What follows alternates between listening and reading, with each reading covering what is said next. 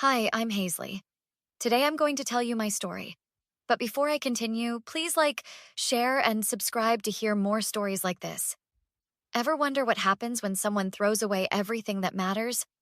Well, I'm about to show you.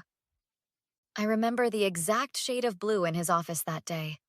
Navy, like the suit he wore at our wedding. Brandon stood by the floor-to-ceiling windows of his penthouse office, silhouetted against the Manhattan skyline he was so proud to command. "Sign these," he said, sliding the papers across his mahogany desk without looking at me. "Brandon, can we talk about this? There's something you need to know." "What's there to talk about, Hazley? You're not the woman I married. This company needs someone who understands what it means to be the wife of Brandon Wright." I placed the small white stick on top of the divorce papers. "I'm pregnant." The silence in the room was deafening. He finally looked at me, really looked at me for the first time in months. Then he picked up the pregnancy test, studied it for a moment, and tore it into pieces. "How convenient," he said, his voice ice cold. "We both know whose child that really is." "What are you talking about? It's yours." "Right. Just like those late nights with my VP of marketing were just work meetings." He pushed the divorce papers closer to me. "My lawyers added a morality clause. You get nothing." Tears streamed down my face as I realized what was happening. "You're setting me up. Why? After 5 years together?" "Business is business, Hazley. You've become a liability." He picked up his fountain pen and signed his name with practiced flourish. "Your things will be out of the penthouse by tonight." Through blurred vision, I signed the papers. Brandon's eyes were also wet when he took them back, but he quickly brushed a tear away. "Goodbye, Hazley." I walked out of Wright Enterprises with nothing but my purse and the clothes on my back. "Hazley, you need to eat something," Mia said, placing a sandwich beside me. My best friend since college had taken me in without question. How could he think I would cheat? With Derek of all people? I mumbled into the pillow. Mia sat down beside me. "Because Derek told him you were..." I sat up. "What?" "I ran into Brandon's assistant Zoe yesterday. She told me Derek's been gunning for Brandon's job. Apparently, he's been whispering in Brandon's ear for months that you two were having an affair." "But why would Brandon believe him?" Mia sighed. "Brandon's parents' marriage fell apart because his mom cheated. You know how that shaped him?" "So he threw away our marriage without even asking me?" "Men like Brandon don't ask questions, Hayes. They make decisions. Speaking of which..." She pulled out her phone and showed me the business news. Wright Enterprises announced Derek Johnson as the new chief operating officer today. The pieces clicked together. Derek wanted my husband out of the way so he could climb the ladder. And Brandon was too proud to even consider he'd been manipulated. I wiped my eyes. "What am I going to do, Mia? I'm pregnant and broke." "First, you're not broke. You have skills. Second, you're not alone. You have me, remember? And third..." She squeezed my hand. "Brandon Wright is not the only one who knows how to build something from nothing." 6 years later. "Mom, I can't find my science project," Jamie called from upstairs. "Check under your bed," I shouted back, pouring coffee into my travel mug. "And hurry up! We leave in 10 minutes." My son came thundering down the stairs, project in hand, his dark hair, so like his father's, falling into his eyes. "Found it." I smoothed his hair back. "What would you do without me?" "Probably starve," he grinned, showing the gap where his front tooth had been. The doorbell rang, and I opened it to find Mia, dressed impeccably in a charcoal suit. "Ready for the big day, partner?" she asked. "As ready as I'll ever be." "Miss Carter, your car is here," said the driver from the sidewalk. Jamie hugged me tight. "Knock 'em dead, Mom." "Thanks, buddy. Grandma's picking you up from school today, okay? I might be late." He nodded, already halfway out the door. Mia and I slid into the back of the town car. "Nervous?" she asked. "Should I be?" She laughed. The Hazley I met in college would be terrified to present to a room full of venture capitalists. That Hazley didn't have a son to feed or a point to prove. Well, this Hazley built a $200 million company in 6 years. I'd say that's proof enough. I smiled. checking my presentation one last time on my tablet. Phoenix Technologies had risen from the ashes of my old life, specializing in cybersecurity solutions for corporations. The irony wasn't lost on me that Brandon's new wife had convinced him to become one of our biggest clients 3 years ago, though he had no idea I was the founder and CEO. Is everything set for phase 2? I asked Mia. Ryan confirmed this morning. Wright Enterprises board meeting starts at noon. Ryan Evans, Brandon's current chief financial officer and my secret ally, had been carefully documenting Derek's suspicious activities for months. Today was reckoning day. The presentation went perfectly. I shook hands with investors as they filed out, promising to send additional materials by end of day. Hazley Carter? A tall man in an expensive suit approached. Thomas Blackwell, Wright Enterprises. You gave quite the impressive presentation. My heart skipped. Thomas had been Brandon's mentor. Thank you, Mr. Blackwell. I wasn't aware Wright Enterprises was interested in our Series C round. We're always interested in innovation. Perhaps we could discuss this further over lunch? I'd be delighted, but I have another meeting. How about tomorrow? He handed me his card. Call my office. We'll set something up. As he walked away, Mia appeared at my side. Was that who I think it was? Yes, and you'll never guess where he works now. No way. Does he know who you are? Doesn't seem like it, but this changes things. If Thomas is at Wright, he might be our way in. My phone buzzed. Ryan. Board meeting over.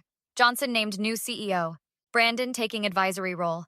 Next steps? I texted back. Proceed as discussed. Meeting at 3? Ryan. Confirmed. Have the flash drive. This will blow everything wide open. I turned to Mia. It's time. The cafe was crowded, but I spotted Ryan instantly, nervously turning a coffee cup in his hands. Miss Carter. He stood as I approached. Thank you for meeting me. Please, it's Hazley, and thank you for taking this risk. After what I've seen, it's no risk at all. Derek Johnson has been systematically looting the company for years. Brandon was too focused on his new family to notice. And now Derek's CEO? Ryan nodded. Brandon's stepping back to spend more time with his wife and daughters.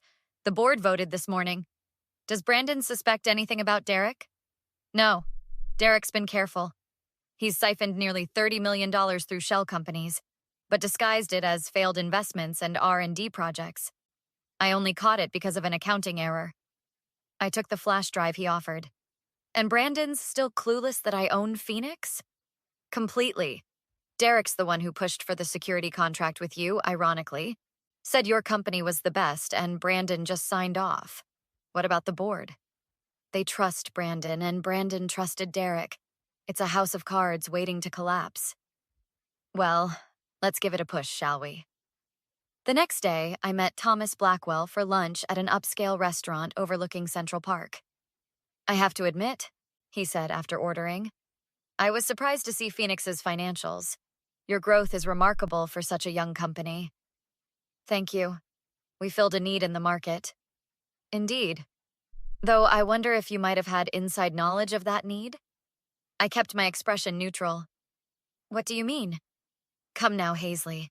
I've known Brandon Wright for 20 years. I attended your wedding. Did you think I wouldn't recognize you? I set down my water glass carefully. Then why the charade, Thomas? Because Wright Enterprises is in trouble, and I think you might be the solution. I'm listening. Derek Johnson has been named CEO, but I have concerns. Serious ones. The board rushed the decision. And what does this have to do with me? Thomas leaned forward. You built a successful company from nothing. Meanwhile, Brandon's legacy is about to be destroyed by the very man who destroyed his marriage. Derek told Brandon I was cheating with him. Thomas nodded. I suspected as much. Brandon was never the same after your divorce. More reckless, less discerning. And now you want my help to save his company? I want your help to save a good man from a predator. The same predator who targeted you. I pulled out the flash drive. What if I told you I already have everything you need to remove Derek? Thomas's eyebrows shot up. I'd ask what your price is. Justice? The Wright Enterprises emergency board meeting was called for Friday morning. I sat in the waiting area, watching executives and board members file in, none recognizing the woman Brandon had discarded years ago. Thomas emerged from the boardroom. "They're ready for you." I smoothed my dress and followed him in. The room fell silent as I entered. Derek Johnson's face drained of color. And then I saw him. Brandon, older but still handsome, confusion written across his features. "Ladies and gentlemen," Thomas announced, "this is Hazley Carter, CEO of Phoenix Technologies and our key witness today." "What is this?" Derek demanded, standing. "Why is our security contractor here?" "Mrs. Carter has evidence relevant to the allegations," said an older woman at the head of the table. "Miss," I corrected, walking to the projector. "And yes, I do." For the next 20 minutes, I methodically laid out the evidence Ryan had compiled. Bank transfers, falsified reports, offshore accounts. With each slide, Derek's face grew more desperate. "This is absurd," he finally exploded. "She's Brandon's ex-wife. This is obviously revenge." "Is that why the timestamps on these documents predate Miss Carter's involvement with our company?" Thomas countered. "Or why 3 independent auditors have verified the findings?" "Brandon," Derek pleaded. "You know me. We've been friends for years." Brandon hadn't taken his eyes off me since I'd entered. "Were you sleeping with my wife?" The room went silent. Derek swallowed hard. "That was a long time ago." "Yes or no, Derek?" "No, of course not. I would never." "Then why did you tell me you were—" Brandon's voice was deadly quiet. I stepped forward. "He wanted your job, Brandon. First as COO, now as CEO. And he knew I was the only one who might see through him." Derek lunged toward the door, but security was faster. The board chair called for a vote, and within minutes, Derek Johnson was removed as CEO and would be referred to authorities for criminal charges. As the room cleared, Brandon remained seated, staring at the evidence still displayed on the screen. "You built all this to take him down?" he finally asked. "I built it because you left me with nothing else. Taking him down is just a bonus." "And our child?" I looked him straight in the eyes. "Jamie is 5. Do the math. I want to meet him."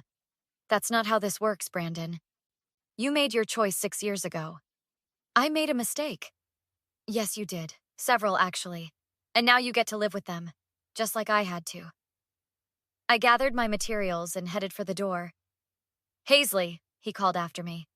"What happens now?" I turned back. "Now, Phoenix Technologies will be acquiring the security division of Wright Enterprises for $1, as per the contract your board just approved. Your employees will keep their jobs, your clients will receive better service, and you'll have a daily reminder of exactly what you threw away."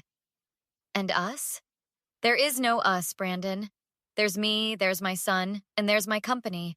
You're just a cautionary tale I'll tell him someday."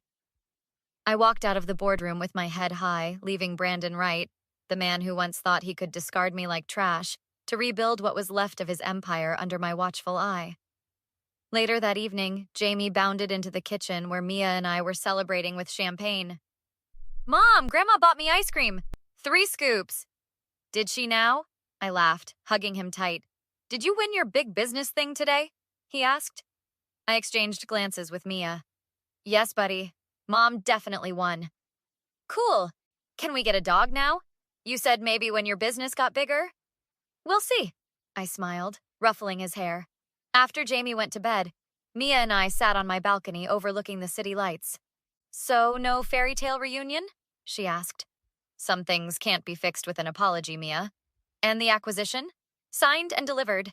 Phoenix now controls Wright Enterprises' entire security infrastructure. Not bad for a woman who was thrown out with nothing 6 years ago." I raised my glass. "To new beginnings built on the ashes of mistakes." "Speaking of which," Mia said carefully, "are you really never going to tell Jamie about his father?" I looked toward my son's bedroom. "Someday, when he's old enough to understand that some people only realize what they had after they've lost it forever." "And what about you? Do you still love Brandon?" I thought about the look in Brandon's eyes today. The regret, the longing, the realization of what could have been. Love isn't the question. Trust is. And once that's gone, what's left? So I ask you, what would you do if the person who broke your heart came back after you'd rebuilt your life? Would you give them a second chance? Or make them live with the consequences of their choices?